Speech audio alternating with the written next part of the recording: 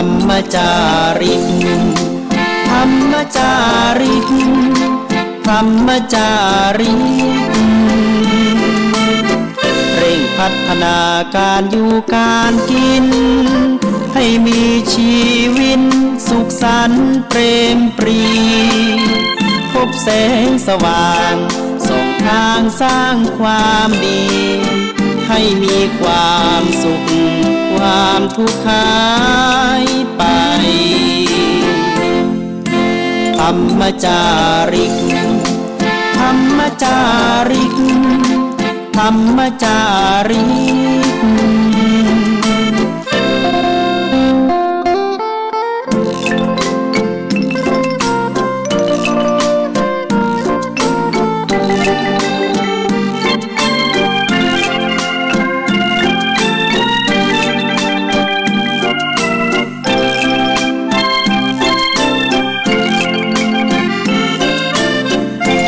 พัฒนาการอยู่การกิน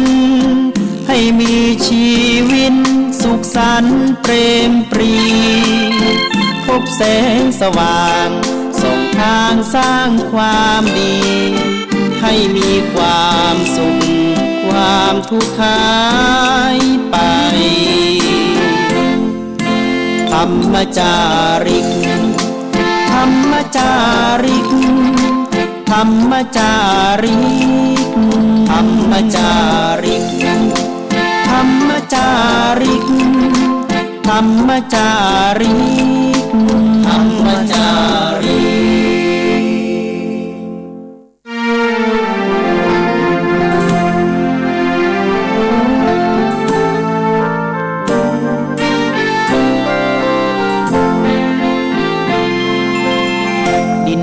ถิ่นดงธุรกันดารมีนามเรียกขานของศิษย์พระตถาคตผู้ออกเผยแผ่ธรรมะแก่ผู้ราชนมิให้มองมนปลดทุกข์ด้วยทางธรรมธรรมจาริกธรรมจาริกธรรมจาริกถึงอยู่กลางป่าหรือว่ายอดดอยท่านไม่เคยถอยเฝ้าคอยชี้นำให้ใช้ธรรมะขององค์พระพุทธธรรมให้ใจสุขล้ำน้อมนำทำกรรมดีธรรมจาริกธรรมจาริกธรรมจาริกเร่งพัฒนาการอยู่การกินให้มีชีวิตสุขสันต์เปรมปรีพบแสงสว่าง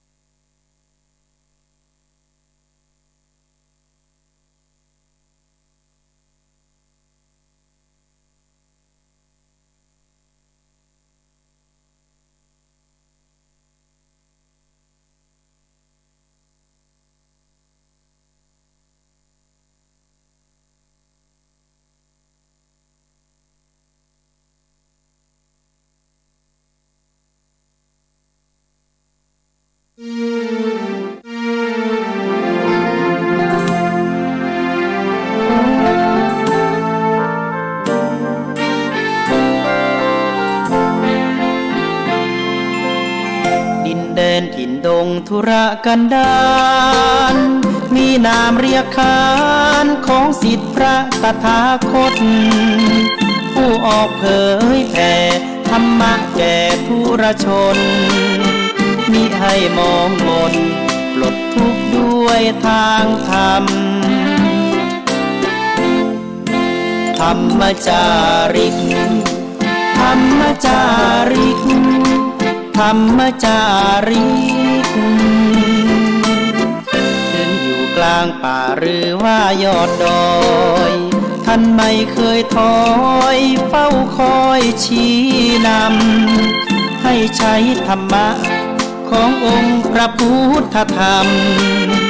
ให้ใจสุขล้ำน้อมนำทำกรรมดีธรรมจาริกธรรมจาริกธรรมจาริกเร่งพัฒนาการอยู่การกินให้มีชีวิตสุขสันต์เปรมปรีพบแสงสว่างส่องทางสร้างความดีให้มีความสุขความทุกข์หายไปธรรมจาริกธรรมจาริกธรรมจาริก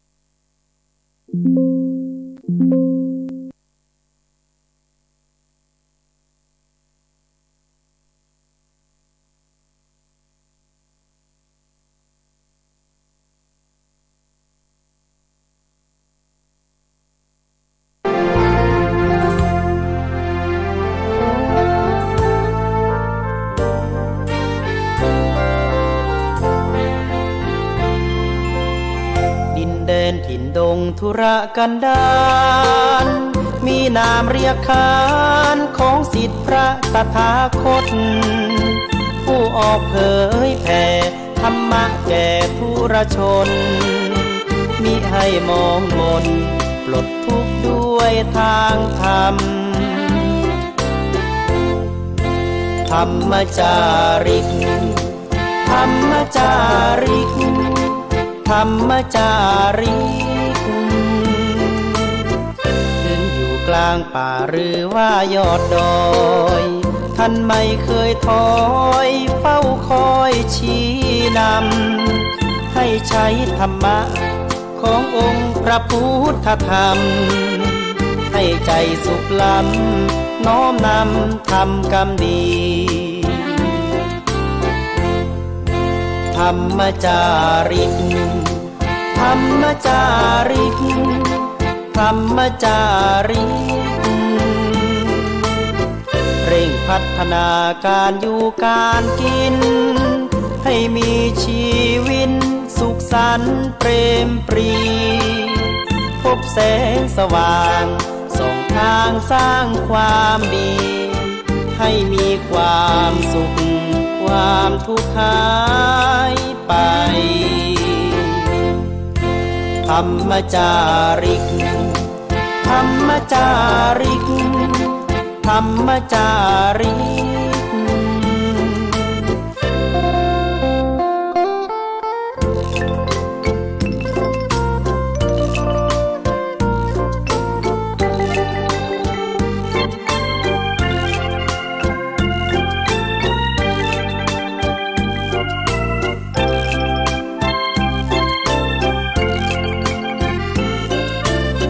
เร่งพัฒนาการอยู่การกินให้มีชีวิตสุขสันต์เปรมปรีพบแสงสว่างส่องทางสร้างความดีให้มีความสุข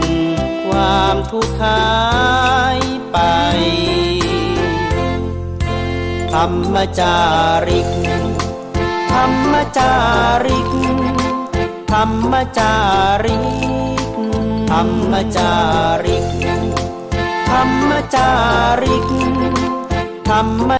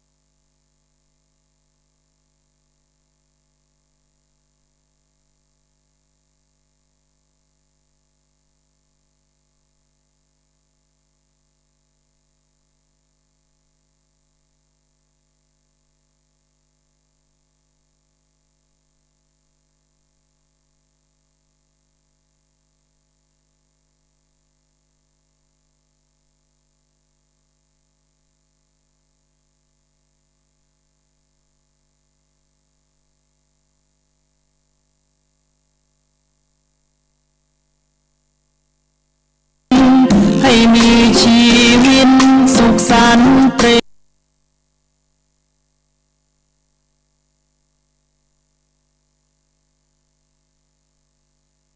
มพิเศษพินโยด้วยศีลบารมีพระทินสีอุบัติบังเกิดสมีสีทองอัมพันรังสี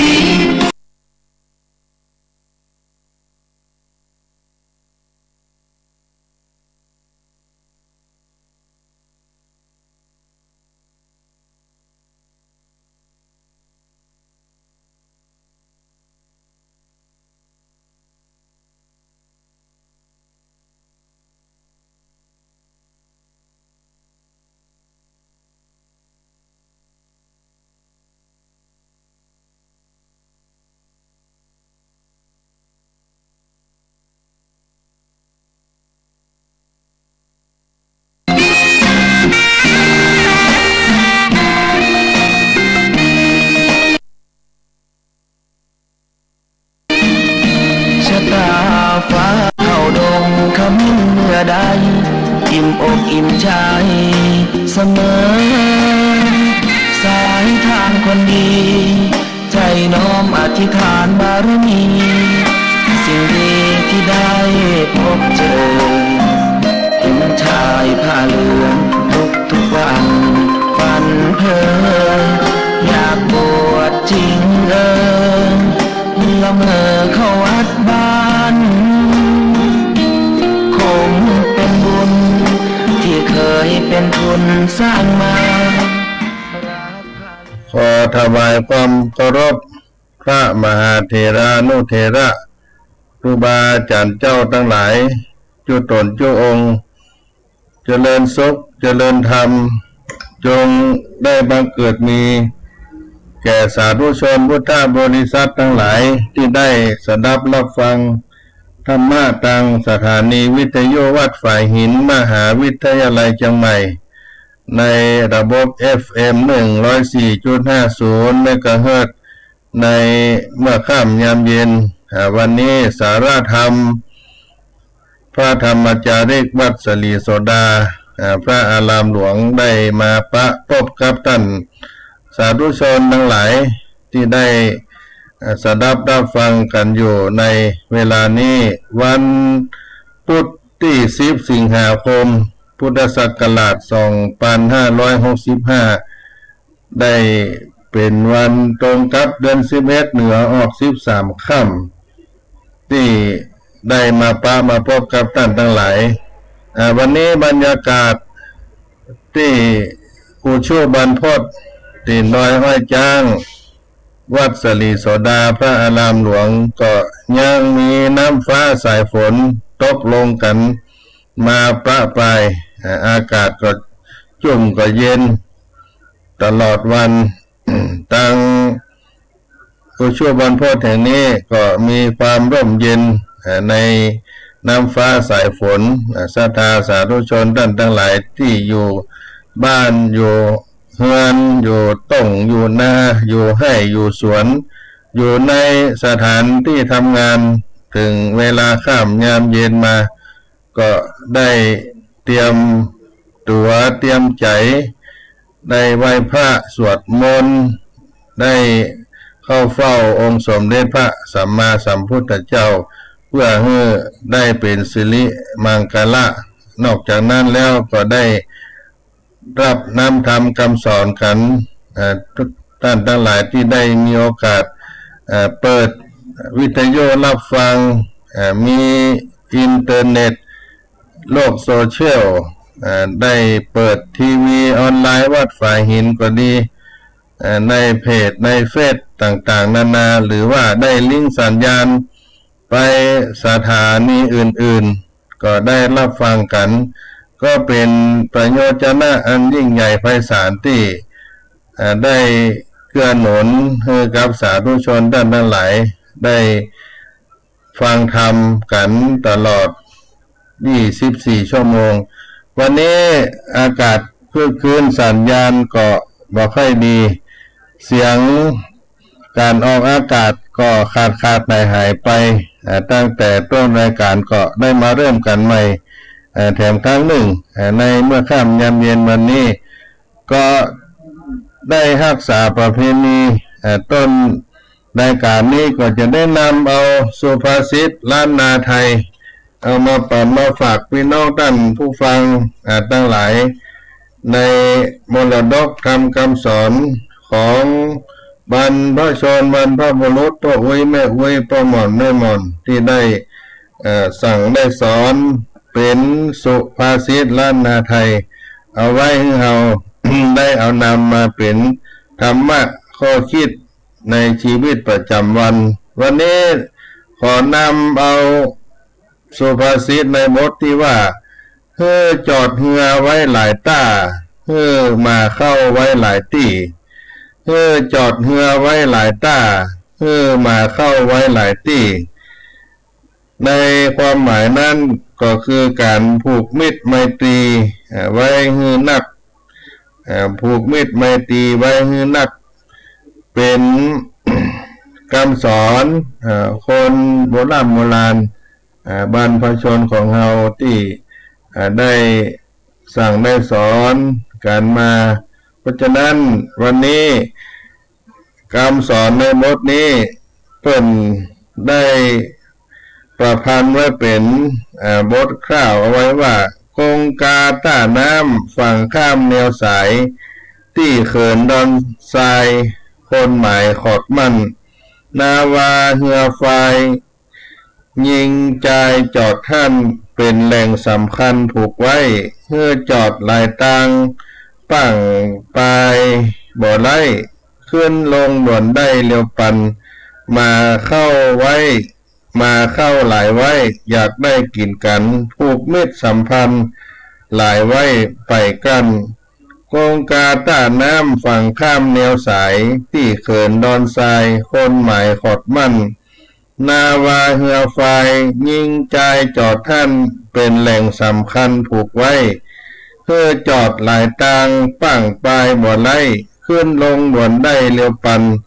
มาเข้าหลายไว้อยากได้กินกันผูกมิตรสัมพันธ์หลายไว้ไปกันกงกาต้าน้ำฝั่งข้ามแนวสายที่เขินดอนทรายดอนทรายนี่ก็คือหาดทรายคนหมายขอดมั่นขอดมั่นก็คือการยึดถือนาวาก็คือเรือไฟก็คือพายพายเรือนาวาเรือนาวาเรือไฟยิงก็คือไม่ยิงใจจอดท่านก็คือที่นั่นก็ถือเอาดอนหาดทรายดอนทรายนั่นเป็นที่จอดที่จั่งของเรือก็เป็นแหล่งสำคัญมัดเรือไว้และ เพื่อจอดหลายตางตั้งไปบ่อไล่ก็จอดในด้านข้างฝั่งน้ำเคลื่อนลงด่วนได้เร็วปันเขาจะขึ้นจะลงก็ได้ง่ายเร็วปันมาเข้าหลายไว้มาก็คือแจ้เข้าอยากได้ก็คือเวลาเขาหิวเข้า ผูกมิตรสัมพันธ์หลายไว้ไปก้านก็บ่อดบ่อยากก็คือให้ผูกมิตรไมตรีไว้ให้มากโดยทั่วไปการจอดเรือก็ควรจอดไว้หลายๆแห่งเวลาจะใช้เรือก็จะได้ใช้ทันทีในที่หาความต้องการก็จะบ่เสียเวลาต่อฝั่งข้างน้ำก็เอาจอดเอามัดผูกเอาไว้เป็นระยะห่างหลายที่หลายทางการแจ้เข้ามาเข้ามักเข้าก็เพื่อจะนำมานึ่งมากินก็ควรมีไว้หลายๆที่ถึงเวลาจะกินก็มีเข้ากินทันทีก็เช่นว่ามีการมีมิตรผูกมิตรสัมพันธ์ไว้มากๆเพื่อถึงคราวลำบากก็บ่ได้อดอยากหรือได้รับความเดือดร้อนมากมายนักนี่ก็เป็นสุภาษิตคำสอนเอาไว้ให้เรามีการผูกมิตรไมตรีเอาไว้ให้มากมาเข้าไว้หลายต้าจอดเรือไว้หลายต้ามาเข้าไว้หลายที่เป็นสุภาษิตคำสอนนำเอามาปั่นมาฝากพี่น้องศรัทธาสาธุชนทั้งหลายที่เป็นคำสอนของคนโบราณว่าการที่เรา มีมิตรไมตรีหรือว่าผูกมิตรสร้างสามัคคีคนเฮานั้นมาได้อยู่โดดเดี่ยวดายในโลกนี้เฮาก็จะต้องมีหมู่คณะมีเพื่อนมีฝูงมีสังคมมีญาติพี่น้องเมื่อเป็นเช่นนี้ก็จะทำให้ชีวิตมีความสุขนั้นได้เฮาก็จะต้องอยู่ด้วยความรักสมานสามัคคีกันพยายามที่จะกลมเกลียวบ่ผิดบ่เถียงกันอยู่ร่วมกันด้วยความเป็นสุขหลีกเลี่ยงในหมู่คนที่บ่ดีถ้าเราไปอยู่ในคนที่บ่ดีเป็นคนพาลก็จะบ่มีความสุขเพราะฉะนั้นเราอยู่เราคบกับคนดีผูกมิตรสัมพันธ์สร้างสรรค์สามัคคีกับคนที่ดีเราก็จะมีความสุขเพราะฉะนั้นในคำสอนในพระพุทธศาสนาสร้างไมตรีเป็นหลักธรรมของสังฆะวัตถุที่เราอยู่ร่วมกันด้วยการสงเคราะห์กันเป็นคุณธรรมที่ได้ยึดเหนี่ยวน้ำจิตน้ำใจกันมีอยู่4ประการในสังฆะวัตถุคุณธรรมที่เป็นเครื่องยึดเหนี่ยวน้ำจิตน้ำใจ สัมพันธมิตรผูกมิตรสัมพันธ์กันหนึ่งตานะคือการให้การเสียสละการแบ่งการปันคนเราเมื่อรู้จักจะฮักกันอยู่ร่วมกันอย่างมีความสุขไมตรีดีต่อกันนั่นจะต้องมีการให้เสียสละแบ่งปันความสุขนี่กับคนอื่นถ้าเอาจะเอาอย่างเดียวชีวิตส่วนตนก็บ่มีความสุขสังคมนั้นก็จะบ่มีความสุขเจริญก้าวหน้าไปด้วยเช่นว่าในบ้านเรานั้นมีตู้เย็นตู้หนึ่งทุกคนคิดที่จะเอาหมดเลยต่างคนต่างมายิบต่างคนต่างมาเอามามีไผเกิดที่จะเอาของมาใส่ไว้เป็นอย่างไรสุดท้ายมันก็หมดไปเหลือก้าตู้เปล่าอย่างนี้ก็มีน้ำเปล่า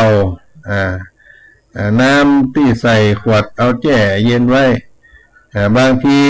แม้แต่น้ำเปล่าก็บ่มีก็คนมากินมาดื่มมีแต่บ่มีคนเอามาใส่ถ้าบ้านนั้นคนนั้นมายิบไปกินไปใจเมื่อมีก็เอามาใส่ไว้ด้วยไผมีอย่างก็เอามาใส่ไว้เอามาปั่นมาแบ่งกันไว้เพื่อคนอื่นขาดเหลือก็มายิบเอาไปเมื่อมีอันอย่างก็เอามาใส่อยากได้อันอย่างก็มายิบเอาก็จำนวนเวียนกันไปในตู้เย็นตลอดเวลาพร้อมที่จะได้ยิบมาใจตลอดถ้าเอายิบเอาไปอย่างเดียวว่ามีความกึศที่จะเอามาใส่มาเพิ่มมาสุดท้ายก็เหลือกับตู้เปล่าอยู่รวมกันในหมู่คณะก็เช่นกันจะต้องมีการรับการจึงจะอยู่ด้วยกันอย่างมีความสุขในสังคมอยู่รอดดังที่มีคำสอนไว้ว่าจงทำให้สังคมอยู่รอดเพื่อเราจะอยู่จงทำสังคมอยู่รอดเพื่อจงทำให้สังคมอยู่รอดเพื่อเราจะได้อยู่รอดในสังคมไปไหนมีของติดไม้ติดมือไปมีการแบ่งปันมีการช่วยเหลือมีน้ำใจกันมีความเสียสละไผอาหารไผมีความโต๊ะเราก็พร้อมที่จะช่วยเหลือแบ่งปันความสุขให้พร้อมที่จะสละเวลาให้สามีภรรยาก็เหมือนกันมีการผ่อนนักผ่อนเบายอมกันให้การพ้องชีวิตก็จะมีความสุขโดยที่สุดแม้แต่สัตว์ที่เป็นสัตว์เดรัจฉานถ้าเฮาให้ของกินอาหารมันก็ดีกับเฮาผูกมิตรกับมันได้เช่นเดียวกันที่องค์สมเด็จพระสัมมาสัมพุทธเจ้าพระองค์ได้ตรัสไว้ว่าทะมาโนปิโยโหติผู้ให้ย่อมเป็นที่รักผู้ให้ย่อมเป็นที่รักถ้าเฮาเกิดดูถ้าไผบ่ค่อยชอบจังเฮาตั้งตนเป็นศัตรูกันกับเฮาก็ฮือคอยเกิดฮือเขานักเฮาต้องผูกมิตรไมตรีกับเขาสุดท้ายเขาก็จะกลับมาเป็นมิตรกับเฮามีการแบ่งการปันมีน้ำใจซึ่งกันและกันถ้าเขาบ่ค่อยชอบเกลียดเฮาก็ดีถ้าเฮาไปบ่ชอบเกลียดเปิ้นแล้วมันก็จะบ่ได้เป็นมิตรสัมพันธ์กันไปเมื่อเฮาคิดได้ใจได้ที่เฮาจะสร้างมิตรสัมพันธ์ผูกมิตรไมตรีต่อกันก็มีการโอบอ้อมอารีวจีไพเราะสงเคราะห์มวลชนวางตนสม่ำเสมออันนี้เป็นวิธีที่จะผูกมิตรไมตรีศรัทธาญาติโยมโอบอ้อมอารีวจีไพเราะสงเคราะห์มวลชนวางตนสม่ำเสมอโอบอ้อมอารีก็คือตานะคือการแบ่งปันการเสียสละอย่างนี้เป็นต้นวจีไพเราะก็คือมีคำพูดที่ดีที่งามที่ม่วนเ เป็นปิยวาจาและการสงเคราะห์มวลชนก็คืออัฏฐจริยาการสงเคราะห์มวลชนช่วยเหลือกันวางตนสม่ำเสมอก็คือสมานัตตาในหลักของสังฆะวัตถุทั้งสี่ในเบื้องต้นเรื่องของตานะปาลมีสร้างเป็นตาลอันที่สองปิญญาวาจาก็คือวจีไพเราะมีคำพูดคำจาอันม่วนอ่อนหวานสุภาพอ่อนโยนเมื่อฮือแล้วก็ต้องพูดต้องจาฮือกันแบบมีน้ำใจไมตรีสมมติว่าฮือของแล้วเขาก็จะว่าเอาไปแล้วก็ถ้าเอาฮือเปิ่นเอาไปแล้วก็เอาไปแบ่งไปปันในหมู่ในบริวารครามไม่มีกลับแท้ไม่มีเรื่องแย่มาลุกลามประพฤติปฏิบัติตามองค์สัมมาสัมพุทธเจ้า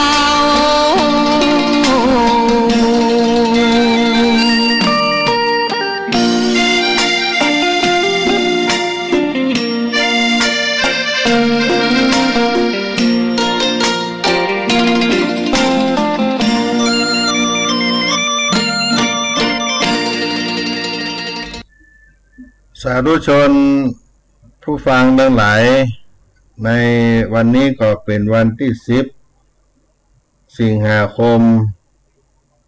พุทธศักราช2565ก็เหลือเวลาแถม2 วันก็จะถึงวันสำคัญของชาติและวันสำคัญในทางพระพุทธศาสนาก็คือเป็นวันพระเดือน11เพ็งวันศีลเดือนเพ็งและก็ตรงกับวันเฉลิมพระชนมพรรษาสมเด็จพระนางเจ้าสิริกิติ์พระบรมราชินีนาถพระบรมราชชนนีพันปีหลวงที่เราท่านทั้งหลายได้ทราบกันว่าจะเป็นวันแม่แห่งชาติที่เราจะได้ทำความเป็นมงคลถวายเป็นพระราชกุศลให้แก่สมเด็จพระนางเจ้าสิริกิติ์พระพันปีหลวงเป็นหน้าที่ของพระสงฆ์นิกรที่จะได้ทำมีสถาบันพระมหากษัตริย์เป็นที่ยึดเหนี่ยวของพี่น้องชาวไทยเราก็ได้ทำคุณงามความดีแล้วก็จะได้ถวายเป็นราชกุศลให้แก่พระองค์ท่านตัวและพร้อมกันนั้นก็จะเป็นการที่เราท่านทั้งหลายได้นึกถึงพระคุณของแม่ตัวเป็นวันแม่แห่งชาติพระนางเจ้าสิริกิติ์พระบรมราชชนนีพันปีหลวงก็เป็นแม่ของแผ่นดินเป็นแม่ของพระมหากษัตริย์ในองค์ปัจจุบันตลอดถึงพระบรมวงศานุวงศ์ส่วนเราท่านทั้งหลายก็มีแม่เป็นที่จังที่เปิ่งของเฮาในจิตในใจก็มีอยู่ตลอดเวลาศรัทธาที่เฮาระลึกถึงพระคุณของแม่ของเฮามีชีวิตอยู่ก็ตามเสี่ยงชีวิตไปก็ดีก็จะอยู่ในจิตในใจของเฮาไปตลอดเพราะเฮาจะได้ระลึกถึงคุณของท่านเป็นผู้ที่ให้กำเนิดเกิดกับเฮานอกจากที่เฮาจะได้รำลึกของคุณแม่ของแผ่นดินก็ยึดเอาสมเด็จพระนางเจ้าพระบรมราชินีนาถพระนางเจ้าสิริกิติ์พระพันปีหลวงแล้วคุณแม่ของเฮาก็เป็นพระเจ้าในบ้านของเฮาก็รักก็แปลงเปิ้นทุกเวลากาละแต่ว่าวันสำคัญนั้นเป็นวันที่เฮาได้มีกิจกรรมที่จะได้เกิดขึ้นสร้างประเพณีอันดีงามได้มีกิจกรรมรำลึกถึงพระคุณแม่กันและก็ทำกันทั่วบ้านทั่วเมืองก็ให้คนได้รู้ได้หันว่าพระคุณของแม่นั้นมีความสำคัญยิ่งใหญ่ไพศาลยกยอ สถาบันความเป็นแม่ของทุกท่านทุกคนตลอดถึงแม่ของแผ่นดินแม่ผู้บังเกิดเกล้าของเราเพราะฉะนั้นบรรพบุรุษปู่ย่าตายายพ่อแม่ที่เราได้เปิ่งบุญเปิ่งบารมีกุลของเปิ่นเราเกิดมาบรรพบุรุษมีพ่อมีแม่พ่ออุ้ยแม่อุ้ยพ่อหมอนแม่หมอนเป็นต้นเปิ่นได้เลี้ยงได้ดูของเรามาด้วยความอดทนให้เราได้สุขสบายบางครั้งพ่อแม่ก็ต้องลำบากบางทีก็ทำบาปก็พ่อลูกพ่อเต้ามีความโกรธความโกรธจะต้องบุกต้องตีเมื่อลูกบดีทำผิดก็มาอยู่ในโอวาทคำสอนเป็นคนดื้อเกเรไปกับหมู่กับฝูงพ่อแม่ก็จะต้องมีการลงโทษโกรธเกิดขึ้นก็เพื่อความฮักของลูกเพราะมีความรู้สึกที่จะให้ลูกนั้นได้เป็นคนดีมีอนาคตที่ดีในคำสอนที่พระพุทธศาสนาเปิ้นกล่าวว่าพ่อแม่มีแต่ให้ในบาลีกล่าวว่าตะโมโชติปรยาโนปุพกาลีบุคคลที่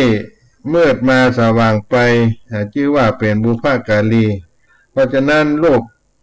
เต้าทั้งหลายเมื่อเกิดมาแล้วได้รับการแนะนำคำสอนจากพ่อจากแม่ก็เป็นสิ่งที่เปิ้นสละโดยหยัดเหงื่อแรงงานความลำบากของเปิ้นเพื่อจะให้ลูกให้เต้าได้มีฐานะรักฐานมีการมีงานที่ดีพ่อแม่ได้เป็นผู้ที่ให้เราได้มีความสุขความสบายถ้าลูกเราทุกคน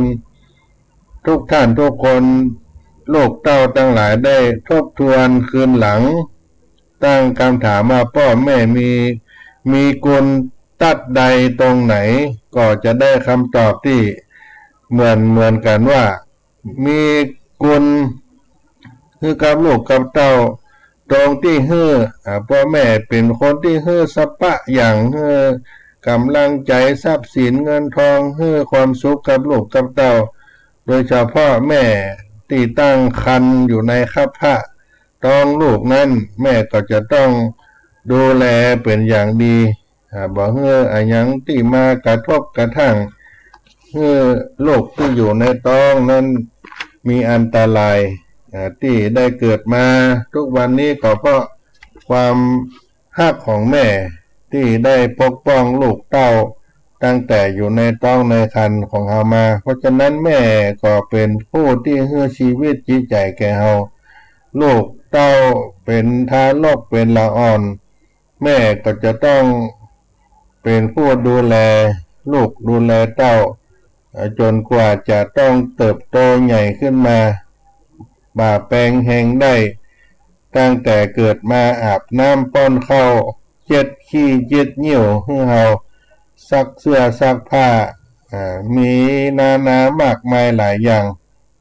กับลูกกับเต้ามาด้วยชีวิตจิตใจพอลูกเต้าใหญ่ขึ้นมาก็จะต้องห้ามเฮียนส่งเข้าโรงเรียนหนังสือบางครั้งพ่อแม่ก็จะต้องมีความเสียใจพ่องน้ำตาอาจจะตกพ่องในการที่หันลูกหันเต้าที่จะต้องไปเป็นคนที่บดีหรือว่าบ่มีสิ่งที่จะช่วยลูกช่วยเต้าได้ถ้าหากมีฐานะที่ยากจนก็อดกั้นน้ำตานั้นมาได้เอ็นดูสงสารลูกก็หาทางที่จะให้ลูกได้ศึกษาได้ห้ามได้เฮียนได้มีการศึกษานั้นสูงขึ้นลูกเต้าทั้งหลายเมื่อเติบโตขึ้นมาได้ห้ามได้เฮียนมีการมีงานจากการห้ามการเฮียนมาแล้วจบลงแล้วก็มีหน้าที่การงานของตนแล้วพ่อแม่เฮาก็ชราแก่เฒ่าไปมีลูกมีเต้า มีการมีงานเปิ้นก็มีความสุขและเฮาก็จะต้องตอบแทนคุณเปิ้นด้วยการดูแลเอาใจใส่เอาความสุขคืนให้กับเปิ้นเป็นบุพการีของเฮาเป็นผู้มีพระคุณ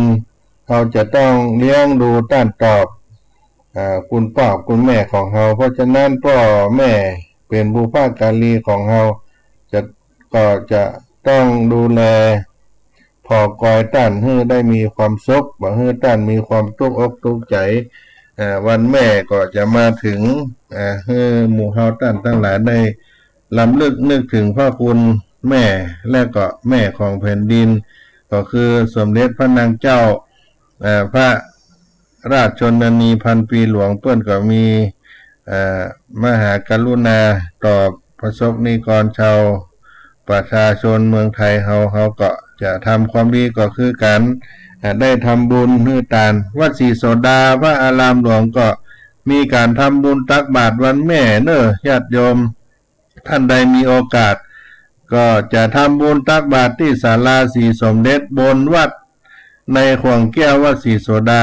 วัดศรีโสดาพระอารามหลวงที่ศาลาศรีสมเด็จจะทำบุญตักบาตรวันแม่แห่งชาติวันพระเดือน11เพ็งมีพระภิกษุสามเณรจำนวน99ตนรับบิณฑบาตญาติโยมก็มาร่วมกันได้ก็เชิญชวนมาร่วมบุญด้วยกันใครมีโอกาสจะมาเยี่ยมมาชมวัดศรีโสดามาทำบุญวันแม่แห่งชาติวันพระเดือน11เพ็งตั้งแต่เวลา6 โมงเกิงเป็นต้นไปจนถึง8 โมงเกิงก็จะได้มีพิธี